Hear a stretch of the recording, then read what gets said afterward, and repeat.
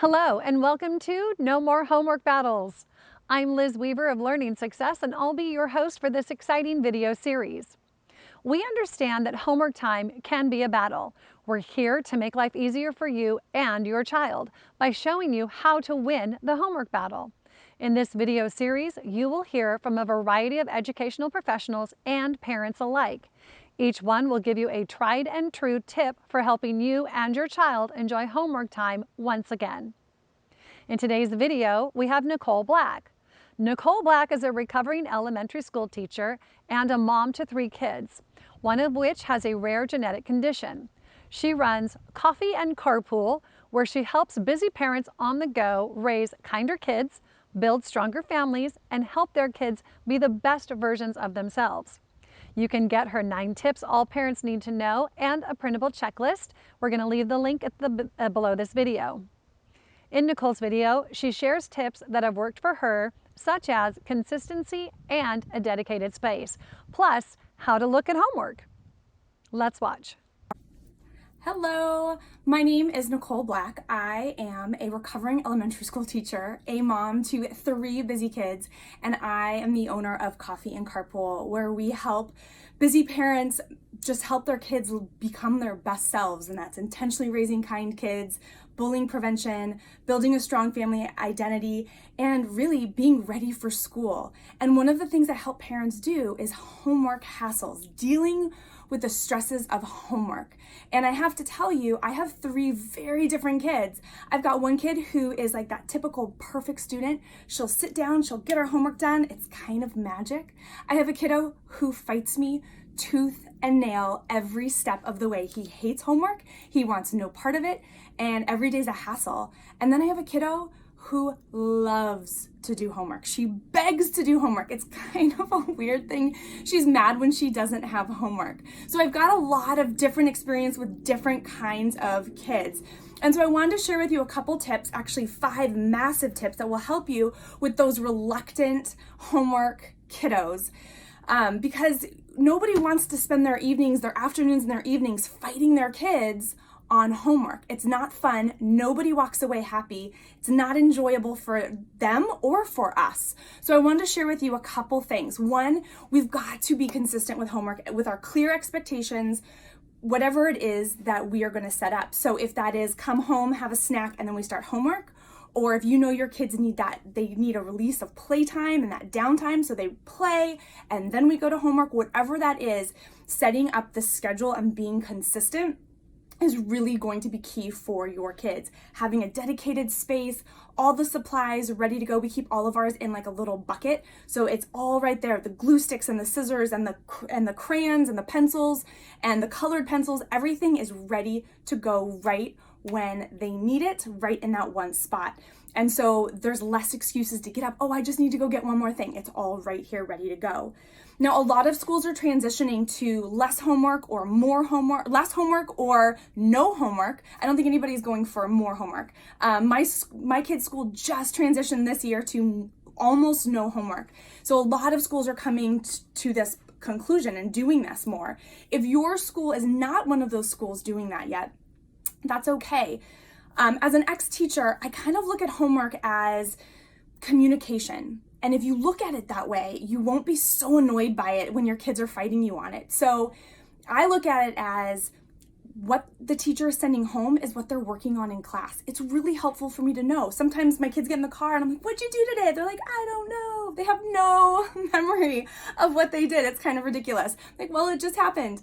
So the homework coming home, teachers say that it's a reinforcer, but it's also a communication. Oh, you're working on this right now in school. And it's a really good way for us to know. Also, if our kids are struggling with their homework, that's our cue to know that it's too hard for them and they're struggling in class. If it's too easy, then they are like right where they need to be and they are doing okay. So it's a good communication. So whether you have lots of homework or very little homework or no homework, I want to share with you some tips that I use for my most reluctant little guy, or when my daughters are not really into it. So one, we use rewards. I am not above using rewards for my kids. My son, especially with like special little treats or little snacks, So my son loves goldfish crackers. He loves them. He would survive on them if he could. So we put them at the end of every row of math problems, or I'll put them at the end of a book, the end of a page of a book. And when he gets to the bottom, he gets to eat the cracker. Or we've done, during the summer, we even tried chocolate chip reading. So there's like, I got these little mini chocolate chips, and at the very end of the page, we'd put a chocolate chip, and as they got to it, they got to then eat it. For my son, he really needed extra, so we started putting them in the middle of the page to get him to the middle, and then at the end of the page. We've put them on sight word cards, multiplication cards, addition and subtraction fact cards. We've put little treats on everything, the row of problems at the end of the problem, at the end of the worksheet, and you can wean your kids off of this. So at the beginning, maybe it's at the end of every line, and then you can wean them off to every other line or every other page of a book, or, you know, only certain sight words get the little treat. Rewards can get them through over the hump if they're really struggling. The other thing I do with my kiddos is I try to minimize the amount of work that they have or how much time I'm requiring them to sit down and get their work done.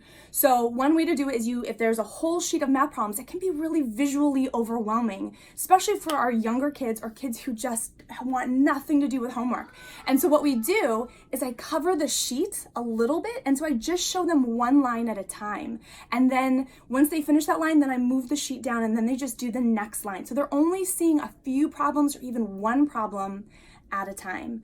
You can also limit the amount of time you request for them to be working. So you can set a timer and let them see the timer, and you're going to work for 5 minutes maybe.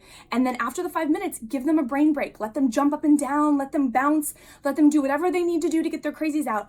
And then they come back and they work for another set amount of time. And again, you can wean them off of this, and over time you can extend the amount of time that they're working and reduce the break time. But that gets them through those longer chunks of homework. The other thing is I don't make my kids sit still to do homework.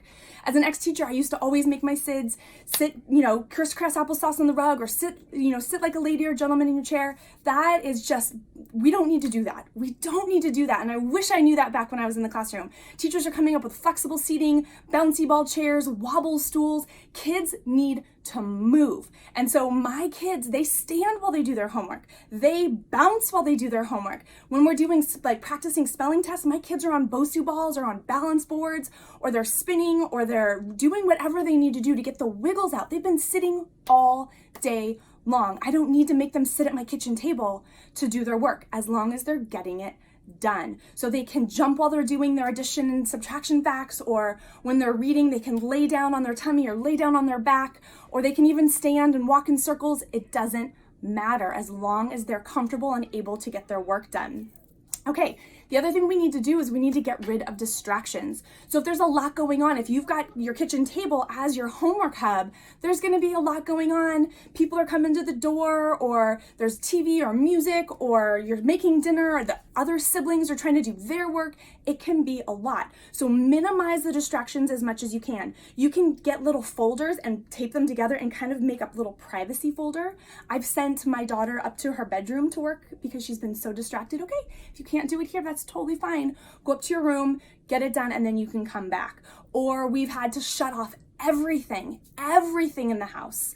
So it's absolutely quiet, so that one of my kiddos just needs the distraction-free homework zone. So that's another thing. And kids who get overstimulated really easily, you need to take away all the distractions. All right, and the last thing is, you have to know this. If homework is a true battle, I had a girlfriend whose son, every night ended in tears. One of them was crying, either my friend or her son. No teacher wants that. No teacher wants that. So if your child is really, really struggling with homework, talk to your teacher. Let them know, my kiddo's really having a hard time. Every night is a battle. I don't want him to hate school. I don't want her to loathe this process. Help me. What can I do? How can we lower the amount of homework? A lot of teachers will say, okay, have them work for this amount of time, and when they've given their best shot for that amount of time, be done. Other teachers will send less homework home, or they'll say, well, maybe just try it this way, or do it out loud, but don't have them write it down, or they tell you the answers and you write it down. There's ways to tweak it so that it doesn't have to be this horrific hassle where you just want to pull your hair out and everybody's miserable. So reach out to your child's teacher. 98% of teachers will hear you, will want to help you and your child. They don't want homework to be miserable. And like I said, more and more classrooms are becoming homework free or reduced homework. We are now just to reading and with a reading log. And it's my kiddo who loves homework. She's devastated. But my other two are like, woohoo, we get to relax a little bit. And the whole point is to play after school. So we try to, we're doing more of that, which is really exciting. So those are my tips. Homework doesn't have to be awful. It's not the best, doesn't have to be awful. All right, guys, have a good one. Great tips, very informative. Thank you so much, Nicole. This video has been part of our No More Homework Battles initiative. We've created this because so many parents struggle with homework battles. Please make sure to share the video on social media, and when you do, use the hashtag NMHB so we can find you on social media. If you'd like to be part of this initiative and share your story or expertise on this subject of No More Homework Battles, please get in touch with us by going to www.learningsuccesssystem.com, use the contact form, and put No More Homework Battles in the subject line. Thank you for taking the time to show up and watch today and for sharing on social media. In case no one else has told you, you are an amazing parent.